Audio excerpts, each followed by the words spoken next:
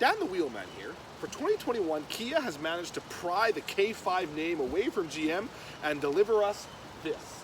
This, as you can see, is not a four-wheel drive SUV like the K5 Blazer was, but it is an all-wheel drive performance sedan. It's called the Kia K5. Comes with two different turbocharged engines, starts at about 29 grand in Canada. This is the GT line version, worth about 35 grand here. Looks awesome, especially these headlights, these DRLs. That is a really, really cool looking effect. Dual tone wheels are cool, except for they look a little bit small when wrapped in chunky winter rubber like these are. Put a lower profile tire on there, that would look awesome. Wolf gray paint job, which is really, really cool. That's the name, Wolf Gray, don't ask me, but it looks cool. Great for photos, which is great for me. Contrasting color wing mirrors, contrast color roof, really, really cool car. And I have a feeling that if it drives anything like it looks, I'm gonna have some fun today. So come along with me as we have a look at what the 2021 Kia K5 is all about.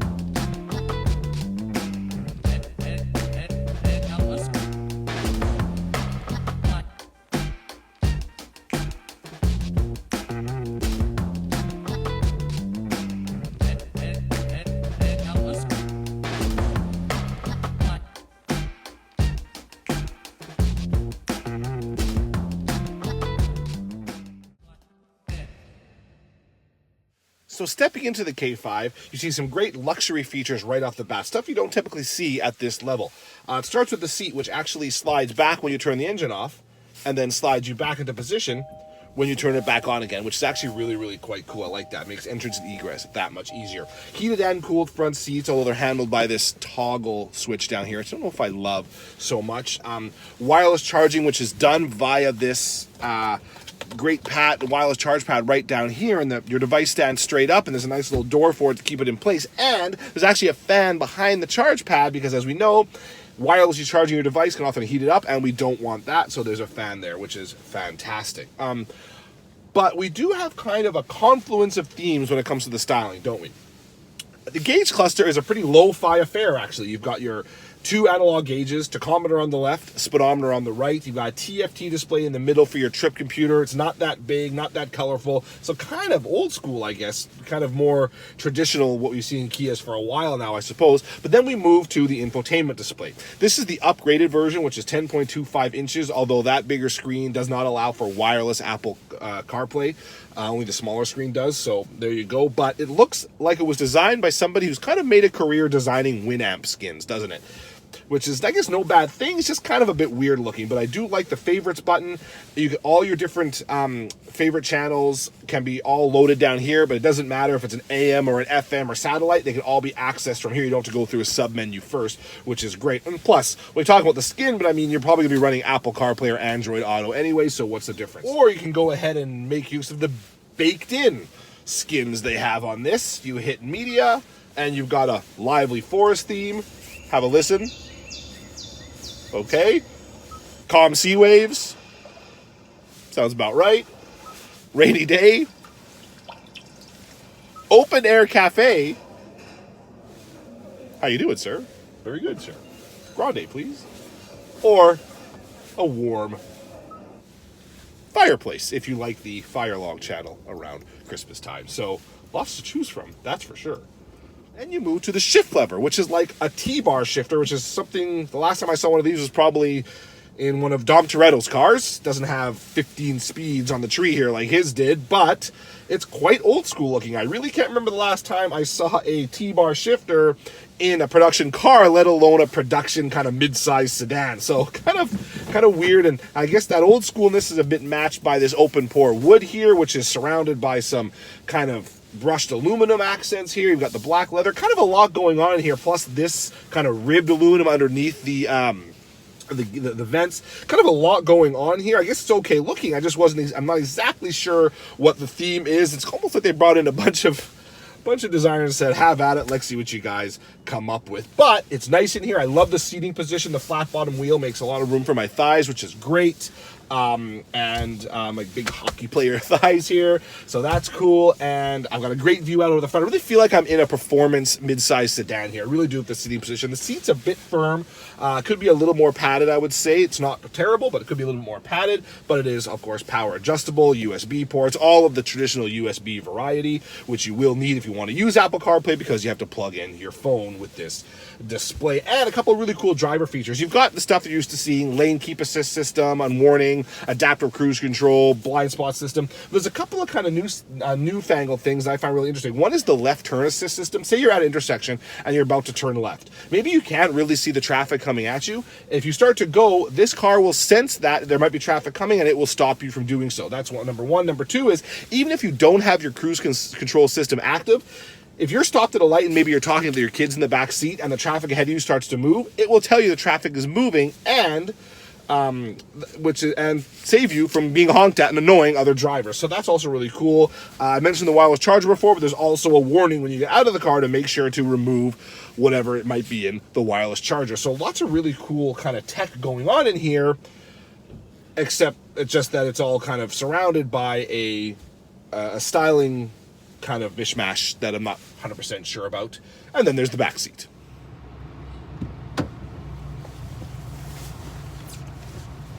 So unlike in the front seat, the back seat has very little flair going on. I've got some of that open pore wood here, plus some kind of brushed aluminum look trim, and that's about it. Otherwise pretty basic looking back here, but it's well featured. I've got heated seats to 2 levels, which is good. I've got 2 USB ports, nothing wrong there. I've got enough room for my legs here to sit straight ahead of me. I don't have to splay them out in order to clear the seat back, which I often have to do. Headroom is a little bit lower than it is in the Optima, I believe, and there's less leg room back here too, so the hat's got to come off, or else I'm going to keep knocking that headliner. That's going to annoy me. And once you get that off, it's a bit better, but I'm still kind of bumping up against it. So that kind of cool looking slanty roofline, that does have its, there's a trade-off you have to make there. But it's mostly roomy back here, comfortable. Got my armrest, flush mounted cup holders, which is nice, more comfortable. You don't have to worry about a big plastic cup holder jutting into your arm when you're using the armrest. Really, really nice. You got 2 door pulls here.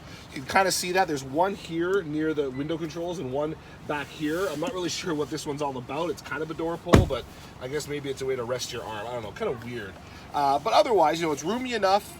Doesn't look flashy, but it's well featured. So it's definitely a serviceable, more than serviceable back seat. And of course, the rear seats fold towards the trunk, which is a big deal because the trunk is already pretty big. There's more trunk space here than there is in the Mazda 6, more than there is in the Nissan Altima, and more than there is in the Toyota Camry even as well, which is really, really pretty good. And to be able to kind of stretch it out longer, which you can do by going to some releases in the trunk here, which I'm going to show in just a minute. Well, there's a lot of room for storage in the K5. We'll show you those seats. And there you go. Folding nice and flat, even with this seat back quite far back, which is nice. So although the opening here is a bit small, it's not complete. You can't really see it here, but it's not like this whole area that the seat back takes up is open. There's kind of a smaller slot here that you can get stuff through. So you want to keep that in mind when you're fitting longer items in the back of the K5. Yes, so this is the all-new 2021 Kia K5. This is the GT line version, which is one down from the top being the GT, which means I've got a 1.6-liter turbocharged 4-cylinder here, good for 180 horsepower and 195 pound-feet of torque, fed to all four wheels through an 8-speed automatic transmission. Now that's interesting because all-wheel drive is standard on the K5, unless you get the top trim, unless you get the GT, which gets more power, but only front-wheel drive. Which is a bit of a weird kind of thing. I'm sure there's a good reason for it, but that's kind of unlike most car lines. You'd think top trim of a vehicle starts at 5,000 more or thereabouts than this one does would have all-wheel drive as well, but it doesn't. So anyway, I've got all-wheel drive here, which is fantastic to get all-wheel drive from base in a car.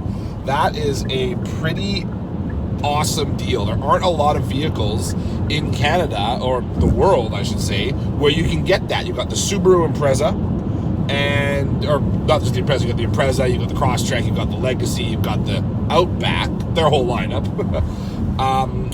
And that's about it when it comes to all-wheel drive as standard, unless we're talking about some higher-end vehicles. So that's a really interesting thing, and that's kind of a great feather in the cap for Kia with the K5. And another big feather in the cap is just how fun this thing is to drive. I talked about the seating position before, and now that I'm at the wheel and actually having to kind of make use of all the things we talked about before, I like it even more. I feel nice and kind of squatted here. It's snug. I've got a great seat position, a great view out forward. All the controls are easy to reach. The volume is a little bit weird still.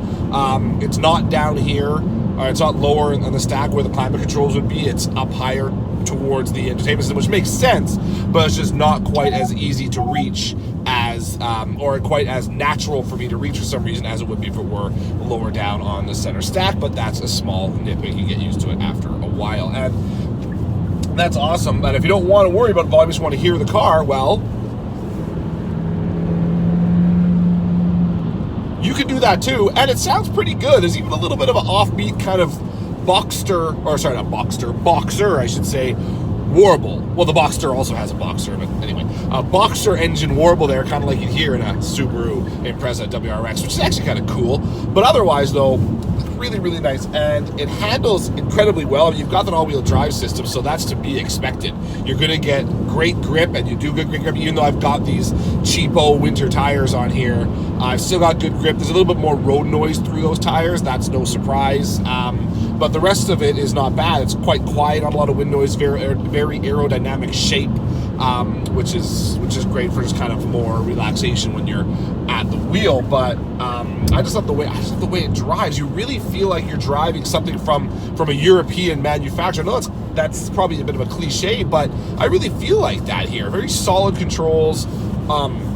The wheels and the various knobs and buttons are met with a great kind of response when you press them, and you just feel like this vehicle is ready for anything underneath you. A very solid drive is being provided here by the K5, and that's an impression you get right away, which is great for Kia, because if someone's going to jump in and test drive one of these, and which is in a fairly competitive segment, they're going to feel that right away. So yes, 180 horsepower and 195 pound-feet of torque.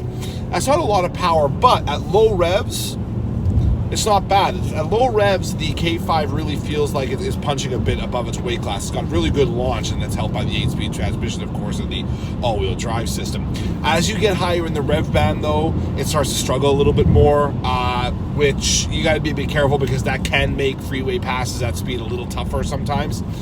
And the other thing I want to mention is that it's got various drive modes here, and I've been experimenting with these, and I would caution folks to just keep sport for like fun, bendy back roads and stuff, because otherwise it just revs too high in sport. That's the idea. It's meant to hold on to revs longer, quicker throttle response, and so on, but it just really holds on to revs for a long time. You're going to spend a lot of gas doing that in sport mode, so keep it in an individual mode, or sorry, I should say in a custom mode, or a normal mode, or smart mode, I guess, if you're in the city. But, and I can't believe this, well, I can't believe this for two reasons. One, I can't believe I'm complaining about this, because back in the day, I would have been like, wow, no big deal, because that's a bonus anyway. But now, paddle shifters are a lot more common, even at this level right now. I mean, the Mazda 3, the new Mazda 3 Turbo, smaller vehicle than this, a little bit less money, comes with paddle shifters.